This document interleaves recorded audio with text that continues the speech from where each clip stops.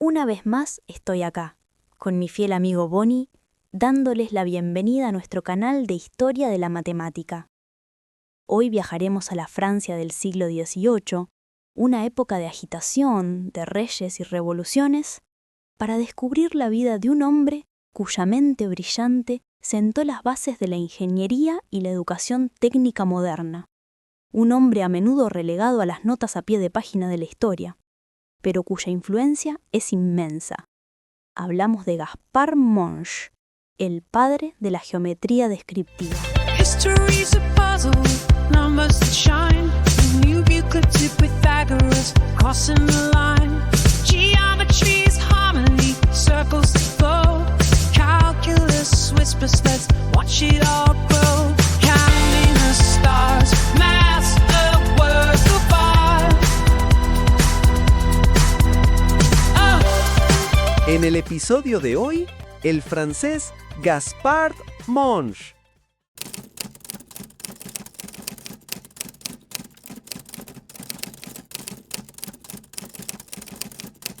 Nuestra historia comienza en Bonn, en la pintoresca región de Borgoña, en Francia, el 9 de mayo de 1746. Allí nació Gaspard, el hijo mayor de Jacques Monge, un comerciante originario de la Alta Saboya. Los orígenes de la familia son modestos. Algunas fuentes describen a Jacques como un mercader ambulante, otras como un campesino. Lo cierto es que, con esfuerzo, logró ascender socialmente, convirtiéndose en adjudicatario en el mercado central de Bonn y se propuso dar a sus hijos la mejor educación posible. Gaspard no estaba solo. Sus dos hermanos, Louis y Jean, también seguirían caminos intelectuales, siempre apoyándose mutuamente a lo largo de sus vidas gracias a la fuerte solidaridad familiar. Louis se convirtió en clérigo y profesor de filosofía en el seminario de Autun, y Jean ingresó en el oratorio de San Felipe Neri y fue profesor de matemáticas en el colegio de la Congregación del Oratorio de Bonn. Incluso, Louis sustituyó a Gaspard en la escuela militar de Messier, llegando a ser nombrado examinador en la Armada, y Jean obtuvo, gracias a su hermano Gaspard, una plaza de profesor de hidrografía y matemática en Amberes en 1799. Como vemos, los tres estuvieron de una u otra forma ligados a las matemáticas. ¿Pero qué hay de Gaspard?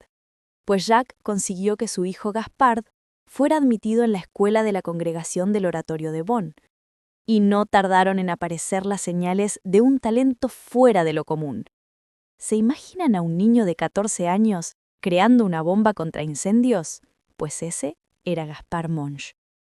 Tras destacar en Bonn, Gaspard se trasladó a Lyon para ampliar sus estudios en la École de la Trinité, una institución también de la Congregación del Oratorio, donde a los 16 años impartió un curso de física. Pero el verdadero punto de inflexión en su vida llegaría durante unas vacaciones de verano en su ciudad natal, en 1764.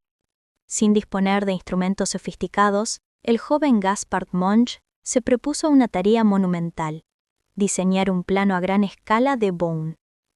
Utilizando aparatos que él mismo inventó, el resultado fue de una calidad tan extraordinaria que capturó la atención del coronel Vigneault, segundo al mando de la prestigiosa escuela del Cuerpo de Ingenieros Militares de Messier. Gracias a la recomendación del oficial, en 1765, Monge ingresó en esta escuela militar. Sin embargo, al no ser de cuna noble, no pudo unirse a la sección de ingenieros. Su puesto fue en la escuela práctica para aparejadores, como dibujante. Esta escuela era una puerta para jóvenes talentosos sin linaje aristocrático, donde aprendían cálculo, geometría, dibujo técnico y hasta talla de piedra y carpintería. Ejecutaban con sus propias manos, con yeso amasado, modelos de todos los elementos que formaban las bóvedas en la arquitectura civil y militar. Los estudiantes que procedían de la burguesía local y cursaban sus estudios aquí, podían llegar a lo sumo al grado de subteniente del cuerpo de ingenieros. En Messier, una de las tareas más complejas era el diseño de fortificaciones. El problema crucial era la desenfilada. Cómo proteger una posición militar del fuego enemigo sin importar desde dónde atacara, y hacerlo de la forma más económica posible. Los métodos existentes, basados en los tratados de grandes eruditos como Sébastien Le Prestre y de Louis de Grandmontagne, eran lentos, pesados y se resolvían sobre el terreno. Monge abordó el problema de una forma radicalmente nueva, de manera teórica. En lugar de cálculos interminables, imaginó una solución geométrica pura. Monge imaginó un cono asentado sobre una recta que pasase por los dos puntos más importantes que había que proteger y que fuera tangente al terreno a su alrededor. El plano tangente a este cono, que contenía la recta, era el plano buscado de la desenfilada.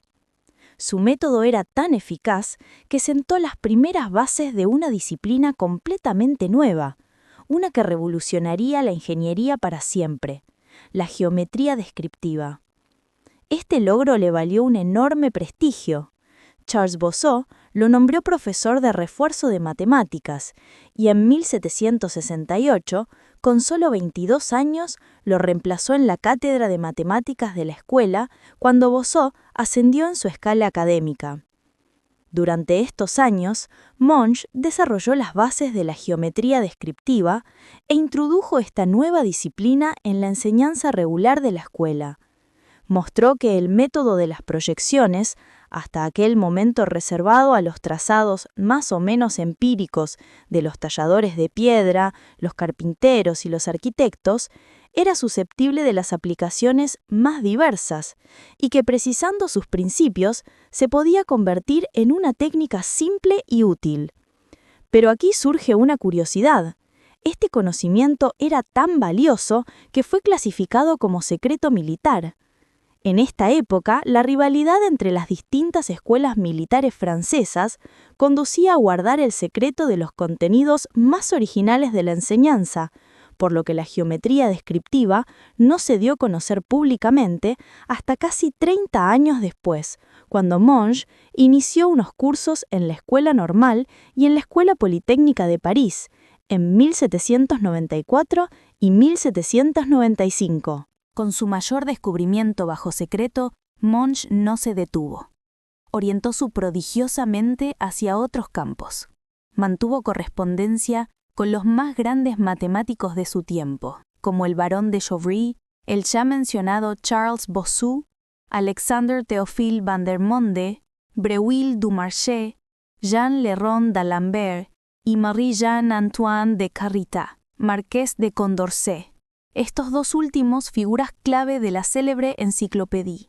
En sus cartas, Monge exploraba ya la geometría analítica, el cálculo integral, las ecuaciones en derivadas parciales y el estudio de curvas y superficies en el espacio. Es por estos tiempos que Monge entró también en contacto con la obra del matemático suizo Leonhard Euler y el matemático francés, aunque nacido en Italia, Joseph-Louis Lagrange, e intentó generalizar el cálculo de variaciones al espacio basándose en sus trabajos. A partir de 1771, su curiosidad se expandió aún más. Monge desarrolló 6 memorias sobre distintos tipos de superficies en el espacio y sobre ecuaciones diferenciales y cálculo integral que fueron presentadas ante la Academia de Ciencias de París y la Academia de las Ciencias de Turín, y se convirtió en profesor de física, geología, meteorología y química. Sus clases eran legendarias. Monge no se limitaba a la teoría. Llevaba a sus alumnos a observar los fenómenos de la naturaleza, contagiándoles su pasión por la investigación. Según el testimonio de algunos de sus alumnos, Monge comunicaba su ardor y su entusiasmo a los estudiantes y convertía en pasión por la observación y la investigación lo que en un aula hubiesen sido solo consideraciones abstractas. Su prestigio crecía, y en 1772 fue nombrado corresponsal de la Academia de Ciencias de París, gracias a los favorables informes de d'Alembert, Bossuet y Vandermonde. En 1777, su vida personal también dio un giro. Monge se enamoró de una joven de 30 años llamada Catherine Ward, viuda de Jacques Horbon, quien era propietario de una fundición en Couvain, en la actual Bélgica, y pidió su mano. Fue así como Madame Orbon se convirtió en Madame Monge, y este matrimonio no solo le dio una familia, con 3 hijas, sino que también lo introdujo en el mundo de la metalurgia, un conocimiento que, como veremos, sería crucial para el futuro de Francia. Y además, le significó una rápida ascensión social, pues su red de familiares y amistades se amplió. Por sus orígenes, Monge pertenecía a la burguesía francesa de provincias, pero su matrimonio con Catherine, perteneciente a una familia burguesa de las Ardenas, lo introdujo en una nueva red familiar y social. Sin embargo, Gaspard Monge nunca olvidó sus orígenes humildes, y con estas nuevas y estrechas relaciones con los pensadores más progresistas, recibió con simpatía el estallido revolucionario francés de 1789. Se unió a sociedades patrióticas y muy probablemente a la francmasonería, como muchos de sus colegas científicos.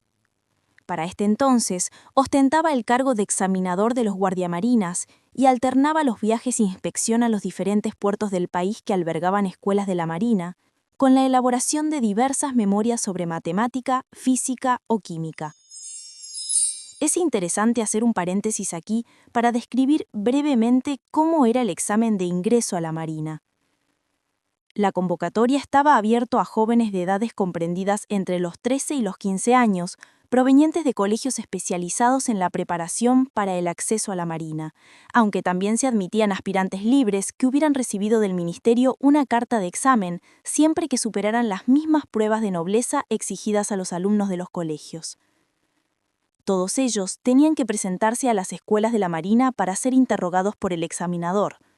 Cada año, en determinadas fechas, Monge visitaba 5 locaciones del territorio francés para organizar los exámenes, por lo cual la gira podía durar más de 3 meses, con un promedio anual de 60 alumnos. El examen se desarrollaba en presencia del obispo, el mayor general de la Marina, el director y el subdirector de la escuela y 2 profesores de matemática. Una vez terminado el examen, Monge enviaba los resultados al ministro con sus observaciones. Y aquí viene lo interesante. Para Monge, la manera de plantear los exámenes no era algo inocuo. No le interesaba tanto la acumulación memorística de conocimientos. Su foco estaba puesto en la capacidad de razonamiento de los alumnos y en la aplicación de lo aprendido. Y este enfoque se reflejaba en su sistema de evaluación, que tenía en cuenta diversos aspectos para llegar a la calificación final. Ante todo, se registraba la manera en que el candidato había respondido a las diferentes partes del examen, que comprendía elementos de aritmética, geometría, trigonometría rectilínea y esférica, y navegación. A continuación, se evaluaba tanto la inteligencia como el carácter del postulante. Y, por encima de todo, Monge siempre estuvo preocupado por mantener la máxima equidad entre los candidatos, y se mostraba totalmente insensible a las cartas de recomendación que le llegaban de todas partes. El compromiso de Gaspard Monge era total. Mientras tanto, la Revolución Francesa había entrado en una fase mucho más radical. Para 1792, la confianza en el rey Luis XVI había caído por completo, especialmente después de su intento de fuga del país el año anterior, lo que fue visto como una traición. En un clima de guerra contra las monarquías europeas y con el temor a una invasión, la sospecha de que el rey conspiraba con el enemigo era generalizada. La tensión llegó al máximo en agosto de 1792, con el asalto al Palacio de las Tullerías por parte de los revolucionarios. Como resultado de esta insurrección popular, la Asamblea Legislativa suspendió oficialmente las funciones del rey, abolió la monarquía y se estableció un Consejo Ejecutivo Provisional para gobernar la recién proclamada República Francesa. En este momento crítico para la nación, Monge fue nombrado ministro de Marina. Era un científico reconocido y su trabajo como examinador de los guardiamarines le daba la competencia necesaria. Humilde como siempre, una de sus primeras decisiones fue limitar sus privilegios como ministro, compartiendo la vivienda ministerial con otros oficiales. Sin embargo, el cargo fue un desafío inmenso. La Marina estaba desorganizada, plagada de insubordinación y deserciones. Como miembro del Consejo Ejecutivo, le tocó vivir uno de los momentos más dramáticos de la historia, la ejecución del rey Luis XVI en enero de 1793. De hecho, fue Monge quien firmó el acta oficial. En febrero de 1793, tuvo que afrontar como ministro de Marina la declaración de guerra a Inglaterra. Poco después, el 10 de abril de 1793, superado por la presión, se retiraba de su cargo de ministro, confesando que se sentía incapaz de continuar en su cargo. Aunque su biógrafo, François Arago, da un dato que me hace pensar que no estaba muy afectado por su dimisión, existen 4 páginas repletas de fórmulas matemáticas escritas por Monge el mismo día de su cese en el cargo. Quizás fue una forma de evadirse del tormento en el que vivía. Si bien Gaspard Monge dejó el ministerio, su servicio a la República no había terminado. Francia estaba en guerra y había necesidades urgentes que atender. Evitando comprometerse con las diferentes facciones políticas que luchaban por hacerse con el poder, se centró en lo más importante. Por un lado, era urgente la producción de armas. Aquí, los conocimientos de metalurgia de Monge, adquiridos a través de la fundición de su esposa, resultaron invaluables. Modernizó la fabricación del acero y aceleró la producción de armas, dando las directrices técnicas adecuadas. Lideró un esfuerzo nacional para encontrar salitre, el componente clave de la pólvora, logrando multiplicar la producción anual de pólvora por 15 en muy poco tiempo.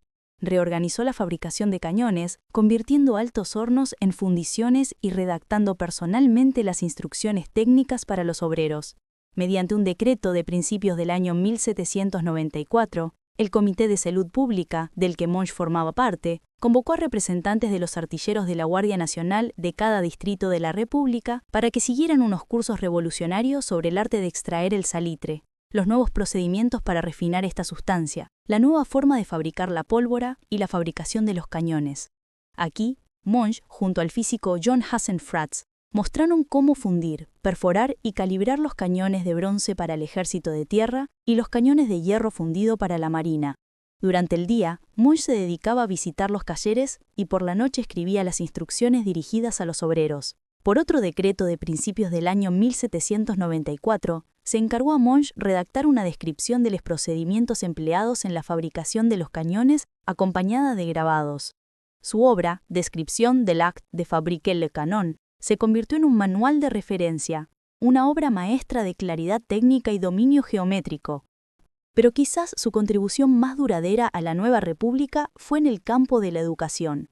Junto a otros, Monge soñaba con una escuela única que formara a los mejores ingenieros, acabando con las rivalidades. En 1794, ese sueño se hizo realidad. Monge fue la fuerza impulsora detrás de la creación de la que primero se llamó Escuela Central de Trabajos Públicos y que poco después pasaría a la historia como l'École Polytechnique. Vale la pena detenernos en cómo se gestó el proyecto. Todo comenzó un año antes, en 1793, con la idea de constituir una escuela única destinada a preparar las diversas categorías de ingenieros civiles y militares. Tanto Monge como el ingeniero Jacques-Élie Lambardy, director de la Escuela de Puentes y Caminos, pensaban que una misma formación en una sola escuela acabaría con las rivalidades entre los ingenieros de distintas especialidades. En 1794 se conformó una comisión de los trabajos públicos, con Monge entre sus miembros, cuya misión era preparar la constitución de esta escuela, que en un primer momento se denominó École Centrale des Travaux Publics. La joven república, que luchaba por sobrevivir, necesitaba urgentemente de jóvenes técnicos altamente cualificados. Por encargo de uno de los fundadores de la École, desde mayo de 1794, Monge había reclutado y formado cuadros técnicos, principalmente para la ingeniería, y en pocas semanas ya había escrito las bases para el nuevo centro de enseñanza, describiendo con extremo detalle cómo se reclutarían los estudiantes y la metodología de enseñanza. Se seleccionaron alrededor de 400 alumnos. De estos, los 50 mejor preparados se incorporarían a una escuela preparatoria para convertirse en los monitores de los nuevos alumnos.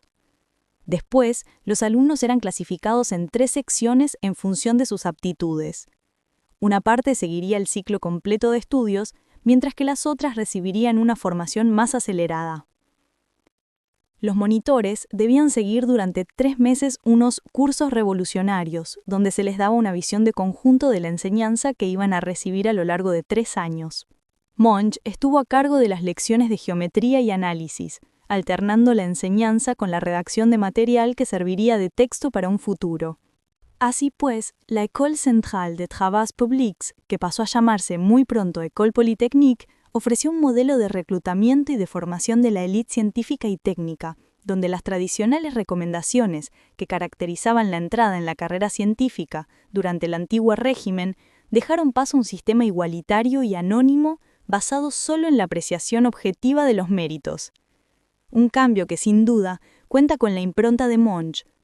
Rápidamente la escuela se convirtió en la base de la tecnocracia francesa destinada a los diferentes servicios técnicos del Estado, la ingeniería militar y la artillería, y a los servicios civiles, como los puentes y caminos y la minería. La visión era clara. La educación técnica era una herramienta para liberar a la nación de la dependencia industrial extranjera y debía estar al alcance de las capas populares, no solo de los privilegiados. Y esto fue un arma de doble filo. La escuela era percibida como una extensión del espíritu revolucionario, lo cual no dejaba de presentar ciertos peligros si tenemos en cuenta que a partir de 1795 se había iniciado una auténtica caza contra los jacobinos, ante la cual el mismo Monge se veía amenazado y muchos de los miembros fundadores de la escuela pertenecían a la francmasonería, como probablemente era el caso de Monge. Durante algunos años, la definitiva orientación de la escuela no estuvo exenta de tensiones. Por una parte, había presiones para que no mantuviera el monopolio de aportar profesionales formados a los servicios públicos, y por otra, se disputaban la hegemonía de la institución dos concepciones representadas por los químicos por un lado y por los matemáticos bajo las filas de Pierre-Simon Laplace por otro. Monge siempre encarnó el papel de un hombre de la revolución en lo que respecta a educación. Preocupado por la independencia de su país, veía a la educación como un instrumento necesario para liberar a la nación de la dependencia de la industria extranjera. Para él era imprescindible orientar la educación de los jóvenes hacia el conocimiento y el dominio de la tecnología. Creía que la enseñanza, tanto científica como técnica, tenía que dirigirse no solo a los hijos de las capas privilegiadas, sino a las más amplias capas populares. Y no puedo dejar de mencionar que al mismo tiempo que se ponía en funcionamiento la École Polytechnique, una comisión nombrada por la Convención ponía en marcha la organización de la École Normale. El plan era crear un centro para formar a todos los profesores de las escuelas secundarias que se estaban organizando. La École Normale Superior del año tercero reunió 1.400 alumnos que fueron designados por las administraciones de los distintos distritos para seguir los cursos revolucionarios acelerados. Los profesores para esta institución fueron escogidos entre los mejores científicos del momento, formando parte del equipo figuras de la talla de Joseph-Louis Lagrange, Pierre-Simon Laplace, Claude-Louis Berthollet y Gaspard Monge. Pero este proyecto duró tan solo 5 meses. Monge solo dio 13 clases de geometría descriptiva, aunque sus textos formaron parte de su obra Géométrie descriptive. ¿Se dieron cuenta de que cité el año tercero? Y no me equivoqué. La Revolución Francesa no solo cambió la política, sino que intentó cambiar hasta la forma de medir el tiempo. Se creó un nuevo calendario, el calendario republicano, que buscaba eliminar toda referencia religiosa y monárquica. El calendario republicano se inició el 22 de septiembre de 1792, marcando el comienzo del año 1. Los meses fueron renombrados con nombres poéticos basados en la naturaleza. Termidor, por ejemplo, era el mes del calor, que corresponde a finales de julio y agosto en nuestro calendario. Y Brumario era el mes de las brumas, que corresponde a finales de octubre y noviembre en nuestro calendario. El 9 de Termidor del año 2, nuestro julio de 1794, se produjo la caída de Maximilien Robespierre, entonces principal arquitecto e impulsor del Reino del Terror y líder indiscutible del Comité de Salvación Pública, el órgano que funcionaba como el gobierno de facto de Francia. La orientación política que animaba la fabricación de armas cambió sensiblemente, y Gaspard Monge decidió abandonar su papel en la industria de la guerra, dado que fue denunciado como partidario de la ley agraria que impulsaba la redistribución forzosa de la tierra y acusado de comulgar con el terror jacobino. Todo parece indicar que tales acusaciones eran totalmente infundadas, pues Monge era un hombre poco propenso a la violencia. Se le imputaba también, entre otras cosas, haber votado la muerte de Luis XVI y de elegir como colega en la École Polytechnique a Alexandre Magnus de Oppenheim, uno de sus antiguos alumnos de Messier, que había desertado en 1793 del ejército republicano y había tomado partido por los monárquicos. Varios frentes estaban abiertos para el directorio que gobernaba Francia después de la caída de Robespierre, y entre los de mayor gravedad estaban el permanente conflicto con el poder legislativo francés, representado por el Consejo de los 500 y el Consejo de Ancianos, y mantener una guerra sin cuartel contra las restantes potencias europeas, Alemania, Austria e Italia. Y una figura clave comenzaba a asomar en la historia: el ejército comandado por un joven general, de nombre Napoleón Bonaparte. En Italia obtuvo resonantes victorias. En marzo de 1796, en pleno conflicto, Gaspard Monge es nombrado miembro de una comisión encargada de recoger en Italia los monumentos de arte y de ciencia a los que ejércitos franceses victoriosos se hacían acreedores mediante tratados de paz. Bajo el hechizo de las ideas revolucionarias, Monge veía esta guerra como una lucha por la libertad y contra la tiranía, y justificaba así el expolio de las obras maestras italianas. Este destino hizo que en julio de 1796 Bonaparte y Monge se conocieran en Italia. La simpatía fue mutua e instantánea. Monge vio en Bonaparte al hombre capaz de expender las conquistas de la revolución, y Napoleón vio en Monge a un intelecto de primer nivel. Monge formó parte progresivamente de las negociaciones de paz y, por encargo de Bonaparte, fue quien trasladó a París el texto del Tratado de Campo Formio, firmado el 17 de octubre de 1797. El matemático fue recibido por el directorio con un gran ceremonial y, en este momento, se vio obligado a aceptar la dirección de la École Polytechnique. Mientras tanto, el directorio gobernante quería hacerse a como diera lugar de la hegemonía entre las potencias europeas y encargó a Bonaparte la preparación de una campaña a Egipto. Y fue en este contexto que la amistad que Monge tenía con Bonaparte lo llevó a una de las aventuras más extraordinarias de su vida, la campaña de Egipto en 1798. Bonaparte quería que la expedición tuviera un fuerte componente científico y convenció a Monge para que se uniera a él. Allí, Bonaparte fundó el Instituto de Egipto, a imagen del Instituto Nacional de Ciencias y Artes de París, y nombró a Monge como su primer presidente. Y dicho sea de paso, fue precisamente esta rama científica de la expedición liderada por Monge la que realizaría uno de los descubrimientos más trascendentales de la historia de la arqueología. En julio de 1799, un soldado francés desenterró una losa de piedra oscura cerca de la ciudad de Rosetta. No era una roca cualquiera. Contenía el mismo decreto grabado en 3 escrituras distintas. Era la piedra de Rosetta. Como presidente del instituto, Monge fue la máxima autoridad científica que recibió y supervisó el estudio inicial de este tesoro, comprendiendo de inmediato que era la clave para descifrar los jeroglíficos egipcios, un enigma de milenios. Aunque los sabios franceses lucharon por conservarla, tras la derrota militar ante los británicos en 1801, se vieron obligados a entregarla.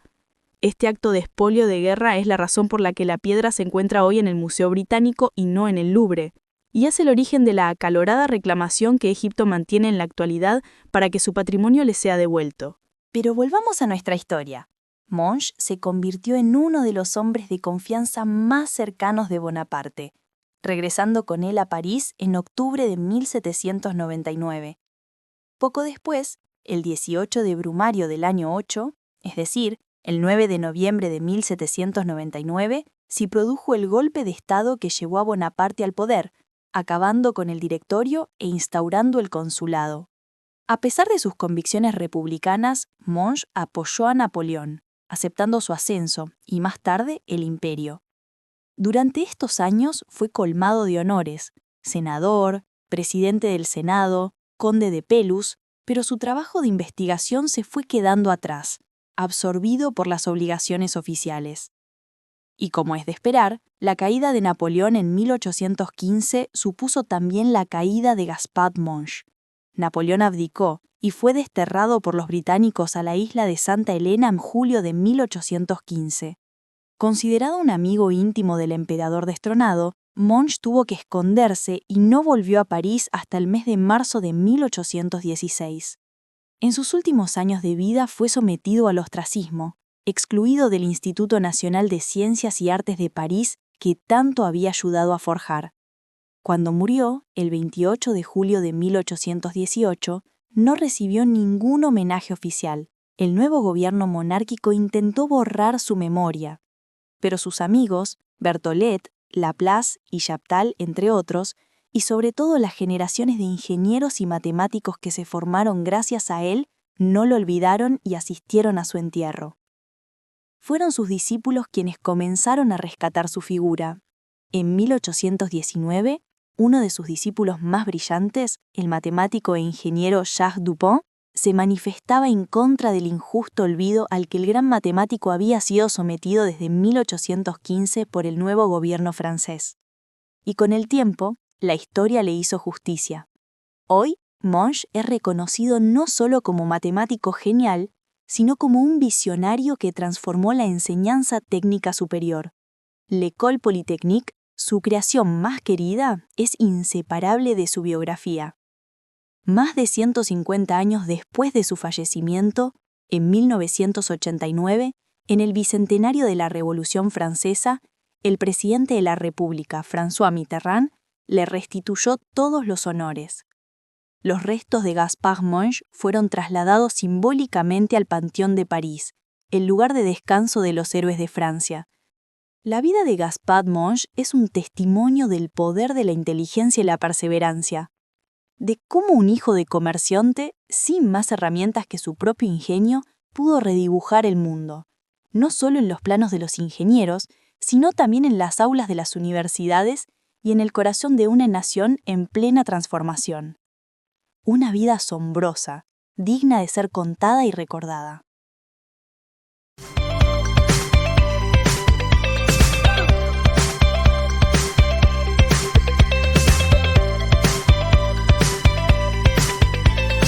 History's a puzzle with numbers that shine. New Euclid to Pythagoras, crossing the line. Geometry's harmony, circles that flow. Calculus whispers, let's watch it all grow. Counting the stars, math's a work of art.